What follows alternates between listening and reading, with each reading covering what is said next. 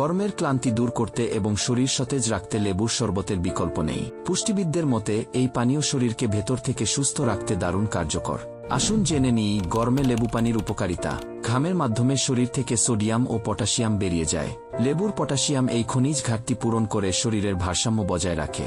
লেবু পানি শরীরের তাপমাত্রা নিয়ন্ত্রণে রেখে ভেতর থেকে শীতল রাখে, যা তীব্র গরমে হিটস্ট্রোকের ঝুঁকি কমায়। ভিটামিন সি ও অ্যান্টিঅক্সিডেন্ট সূর্যের তাপে ক্ষতিগ্রস্ত কোষ মেরামত করে এবং ত্বক সজীব রাখে।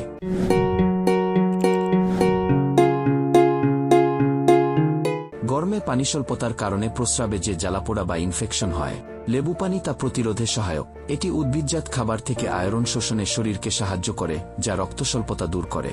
নিয়মিত লেবু পানি খেলে রক্তচাপ ও কোলেস্টেরল নিয়ন্ত্রণে থাকে, ফলে হার্ট ভালো থাকে। এটি পিত্তরস নিঃসরণে সাহায্য করে, হজম প্রক্রিয়া সহজ করে এবং কোষ্ঠকাঠিন্য কমায়। এত উপকারিতার পরও যাদের নানা ধরনের রোগ আছে, তাদের অবশ্যই লেবু পানি খাওয়ার আগে একজন বিশেষজ্ঞের পরামর্শ নেওয়া জরুরি।